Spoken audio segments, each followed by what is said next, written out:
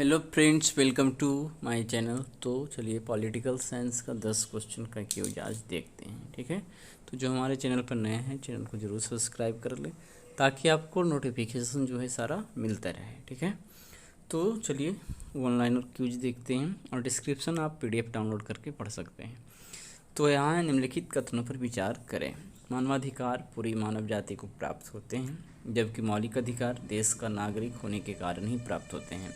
दूसरा है, मानवाधिकारों की रक्षा हेतु राष्ट्रीय मानवाधिकार आयोग एक संवैधानिक निकाय है। तीसरा है, इसका गठन संसद में पारित मानवाधिकार संरक्षण अधिनियम 1993 के अंतर्गत हुआ था। तो ध्यान देना है कि कितनी कथन सही है। तो यहाँ पे सिर्फ नहीं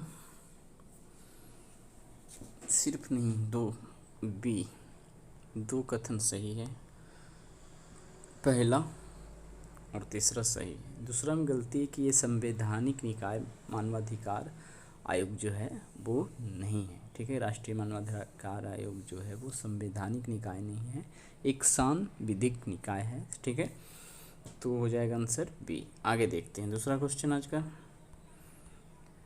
मानवाधिकार आयोग के संदर्भ में निम्नलिखित कथनों पर विचार कीजिए। यह एक बहुसदस्यीय संस्था है जिसमें एक अध्यक्ष, 5 पूर्णकालिक सदस्य तथा 2 डिम्ड सदस्य होते हैं।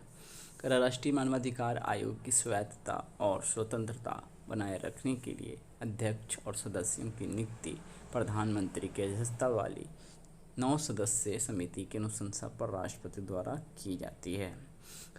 तीसरा है, आयोग के अध्यक्ष और सदस्यों का कार्यकाल अधिकतम 5 वर्ष या 65 वर्ष की उम्र तक इनमें जो भी पहले होता है। तो ध्यान देना है कि यहाँ 5 वर्ष तो होता है लेकिन 65 वर्ष नहीं, 70 वर्ष। यहाँ 6 सदस्य यानी कि 9 सदस्य, तो सही सिर्फ एक ही है, इसीलिए ऑप्शन ए सही हो जाएगा, केवल एक।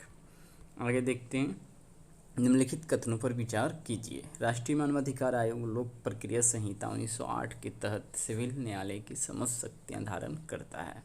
राष्ट्रीय मानवाधिकार आयोग द्वारा कारागार निरीक्षण, बाल श्रम उन्मूलन हेतु कारखानों का निरीक्षण करना, जिसमें मानवाधिकारों के हनन की संभावना होती है, का भी कार्य किया जाता है। अगला है, आयोग के पास मानवाधिकारों के उल्लंघन से संबंधित शिकायतों की एक जांच हेतु एक स्वयं का जांच दल होता है। तो ये जहाँ तक है तीनों कथन सही ही होना चाहिए। ठीक है, ये तीनों कथन सही है।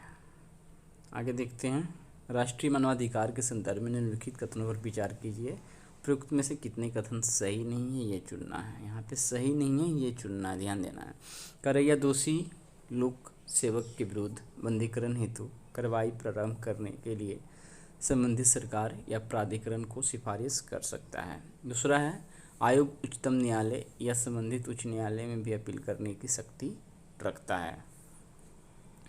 आयोग द्वारा स्वतः संज्ञान के परिणाम स्वरूप लोगों के मानवाधिकार की रक्षा त्वरित और औपचारिक रूप से संभव होगी।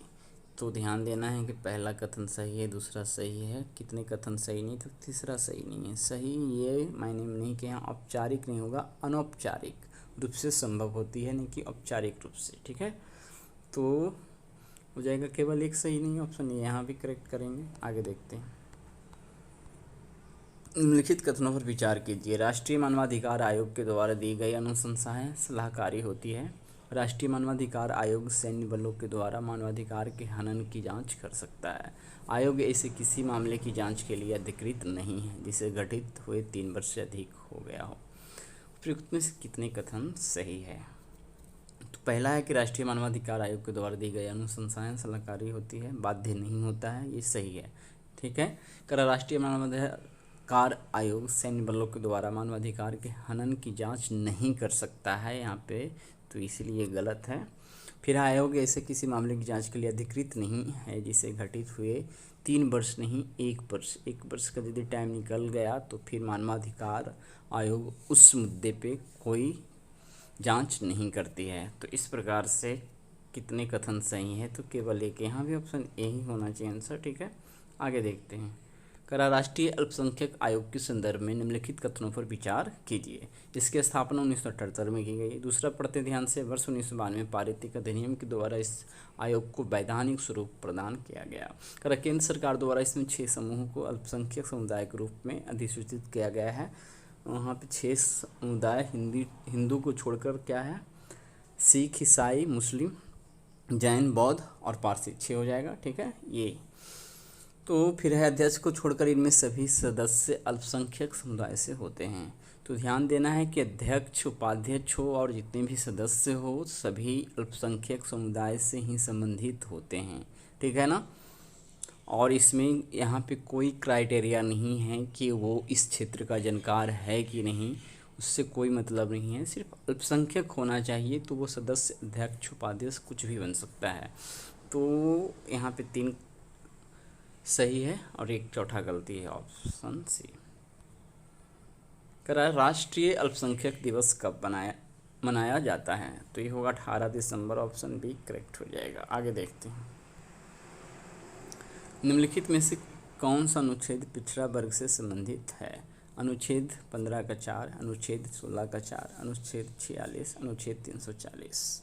तो आंसर होगा ऑप्शन डी।